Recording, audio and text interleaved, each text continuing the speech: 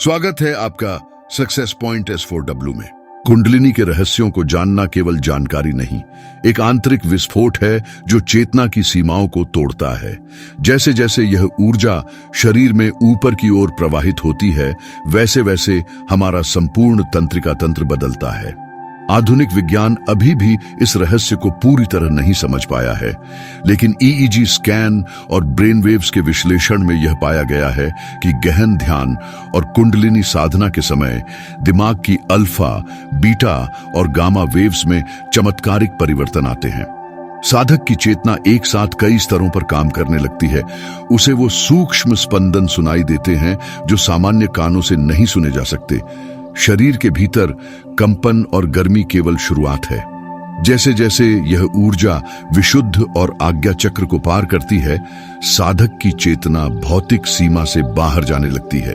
वह अपने विचारों को पकड़ सकता है, उन्हें बदल सकता है और कई बार तो भविष्य की घटनाओं को भी महसूस कर सकता है।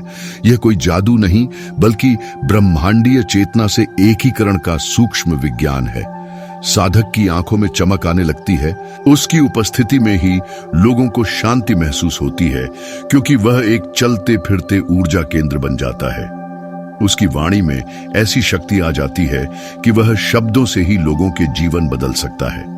वह केवल इंसान नहीं रहता, वह चेतना का यंत्र बन जाता है जो ब्रह्मांड की योजना का हिस्सा बनकर कार्य करता है। लेकिन यहाँ अहंकार का खतरा भी होता है। जैसे ही व्यक्ति अपनी शक्तियों को अनुभव करता है, उसके भीतर यह भाव आ सकता है कि वह विशेष है, श्रेष्ठ है, और यही वह स्थान है जहां साधक को गिरने का सबसे बड़ा खतरा होता है, क्योंकि कुंडलिनी शक्ति अहंकार को बर्दाश्त नहीं करती। यह शक्ति केवल उसी को पूर्ण रूप से अपनाती है जिसने अपने भीतर की सभी पहचानें छोड़ दी हैं। जो मैं के बंधन से मुक्त हो चुका हो, वही इस ऊर्जा का वाहक बन सकता है।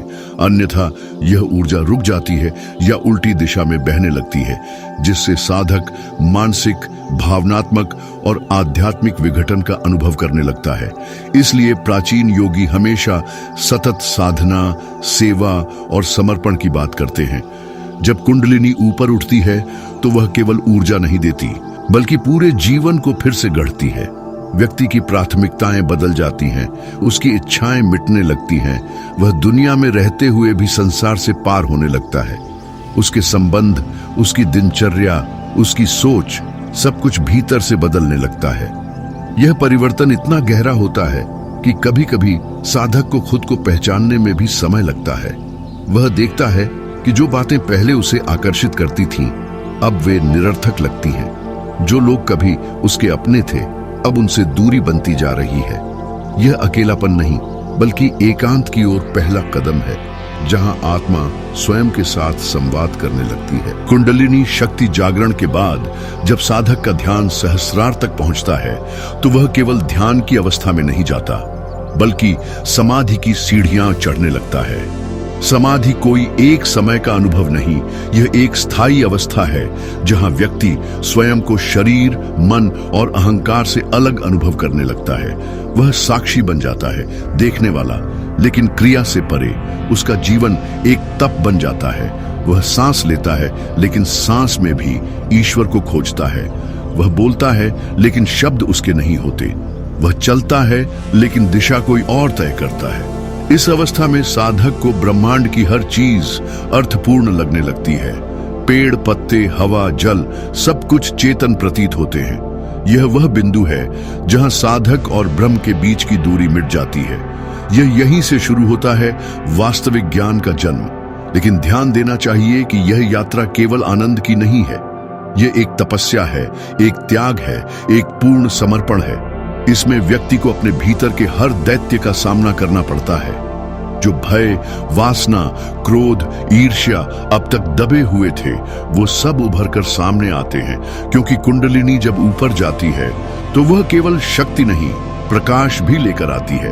यह प्रकाश भीतर के अंधेरे को उजागर करता है, और जब अंधकार दिखने लगता है, तभी वह नष्ट भी किया जा सकता है। यही कारण है कि कई साधक कुंडलिनी जागरण के समय अत्यंत कष्ट से गुजरते हैं। यह कष्ट नकारात्मक नहीं, बल्कि शुद्धिकरण का चरण है। इसे समझकर जो टिक जाता है वही अंत में उस आनंद का अनुभव करता है जिसे अतीन्द्रिय सुख कहा गया है। इस पूरे अनुभव में गुरु का मार्गदर्शन अनिवार्य होता है। गुरु केवल शिक्षा देने वाला नहीं होता, वह ऊर्जा का एक माध्यम होता है। उसका स्पर्श, उसकी दृष्टि, उसकी मौन उपस्थिति भी शिष्य की कुंडलिनी को दिशा दे सकती है। यही कारण है कि भारत में सदियों से गुरु परंपरा जीवित है। ये कोई अंधविश्वास नहीं, बल्कि अत्यंत वैज्ञानिक प्रणाली है। जब गुरु और शिष्य के बीच एक ऊर्जा संबंध बनता है तो वही संबंध शिष्य की चेतना को धीरे धीरे उच्चतर अवस्था की ओर ले जाता है। गुरु केवल बाहरी मार्ग नहीं दिखाता, वह भीतर का दर्पण बन जाता है। और जब शिष्य स्वयं को उस दर्पण में देखता है तो उसे अपना असली स्वरूप दिखाई देने लगता है, वही स्वरूप जो सदा से था लेकिन अज्ञान और वासनाओं की धूल में छिपा हुआ था। यही कुंडलिनी का अंतिम उद्देश्य है, तुम्हें तुमसे मिलवाना।